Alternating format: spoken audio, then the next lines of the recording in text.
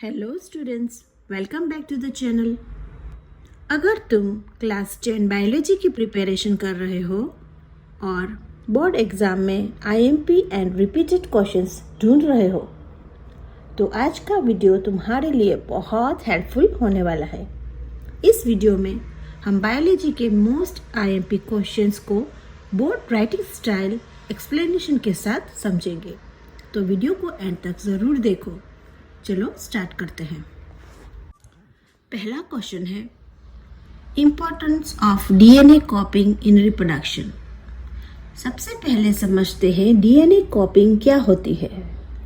DNA कॉपिंग एक process है जिसमें जेनेटिक मटेरियल्स की एग्जैक्ट कॉपी बनती है जब रिप्रोडक्शन होता है। अब इसका इम्पोर्टेंस समझते हैं। डीएनए कॉपिंग पेरेंट्स के हेरिडिटरी कैरेक्टर्स को ऑफ स्प्रिंग तक ट्रांसफर करता है। इससे स्पीसीज की कंटिन्यूटी मेंटेन रहती है। कॉपिंग के दौरान स्मॉल वेरिएशंस भी क्रिएट होते हैं जो इवोल्यूशन में हेल्प करते हैं। इसी वजह से ऑफ स्प्रिंग अपने पेरेंट्स जैसे दिखते हैं लेकिन बिल्कुल सेम नहीं होते। ये क्वेश्चन बोर्ड एग्जाम्स में बहुत इंपॉर्टेंट माना जाता है। So now question 2, explain photosynthesis.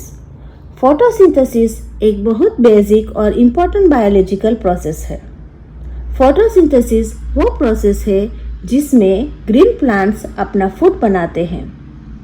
इस प्रोसेस में प्लांट्स रूट्स के थ्रू वाटर ऑब्जर्व करते हैं।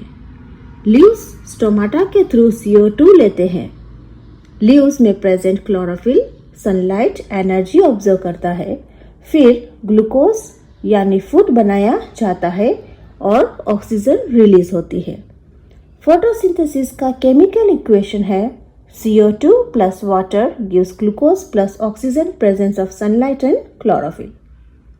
एग्जाम में ये इक्वेशन लिखना बहुत जरूरी है। Now question number 3, functions of human heart. Human heart एक मस्कुलर ऑर्गन होता है जो ब्लड को पूरी बॉडी में पंप करता है। हार्ट के मेन फंक्शंस होते हैं, हार्ट ऑक्सीजनेटेड ब्लड को बॉडी के डिफरेंट पार्ट्स तक पहुंचाता है। हार्ट न्यूट्रिएंट्स को सेल्स तक ट्रांसपोर्ट करता है। हार्ट CO2 और वेस्ट प्रोडक्ट्स को रिमूव करने में हेल्प करता है। हार्ट बॉडी में ब्लड सर्कुलेशन मेंटेन करता है। बोर्ड एग्जाम में ये क्वेश्चन जनरली 3 या 5 मार्क्स में पूछा जाता है। क्वेश्चन नंबर 4 है difference between aerobic and anaerobic respiration. Respiration energy release करने का प्रोसेस होता है। एरोबिक रेस्पिरेशन ऑक्सीजन की प्रेजेंस में होती है और ज़्यादा एनर्जी प्रोड्यूस करती है। एनएरोबिक रेस्पिरेशन ऑक्सीजन के बिना होती है और कम एनर्जी प्रोड्यूस करती है। एरोबिक रेस्पिरेशन माइटोकॉन्ड्रिया में होती है और जबकि एनएरोबिक रेस्पिरेशन साइटोप्लाज्म में होती है। एनएरोबिक रेस्पिरेशन का एंड प्रोडक्ट्स लैक्टिक एसिड या अल्कोहल हो सकता है। स्टूडेंट्स, एग्जाम में ये क्वेश्चन आपको डिफरेंस बिटवीन टेबल फॉर्मेट में लिखना चाहिए। Now question number 5, functions of xylem and phloem. Plants में ट्रांसपोर्ट सिस्टम होता है जिसमें 2 मेन टिश्यूज होते हैं, xylem and phloem. Xylem roots के वाटर और मिनरल्स को लीव्स तक ट्रांसपोर्ट करता है। फ्लोएम लीव्स में बना फूड प्लांट्स के बाकी पार्ट्स तक ट्रांसपोर्ट करता है।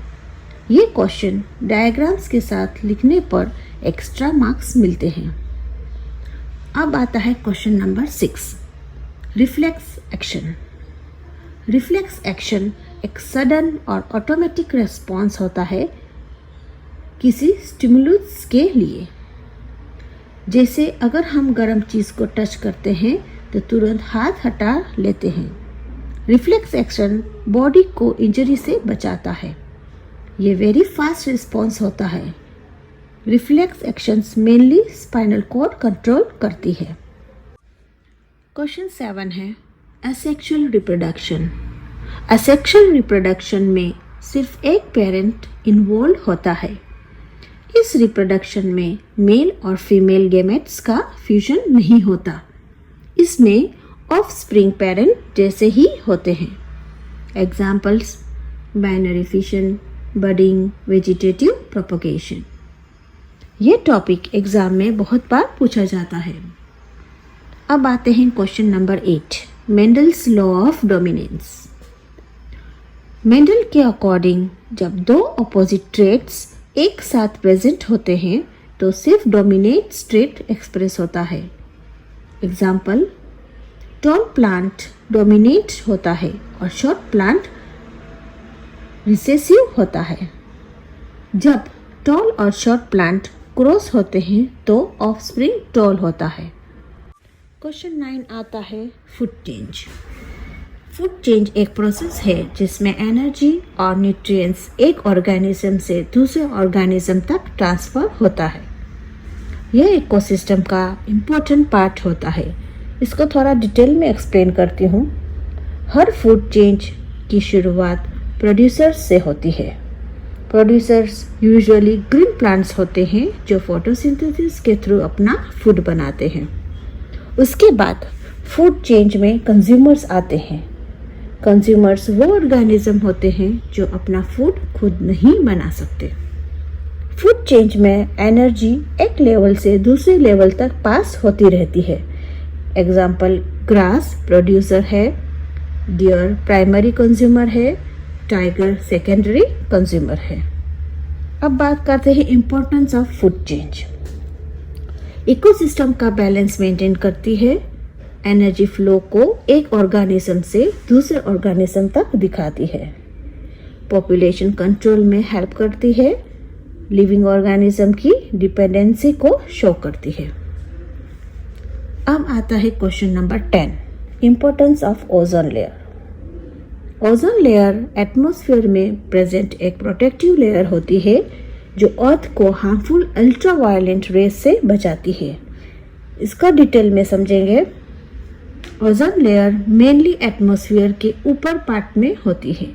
ये लेयर सन से आने वाली डेंजरस अल्ट्रावायलेंट रेडिएशन को ऑब्जर्व कर लेती है। अगर ओजोन लेयर ना हो तो हार्मफुल रेस डायरेक्टली अर्थ पर आ सकती है। अब समझेंगे इम्पोर्टेंस ऑफ ओजोन लेयर।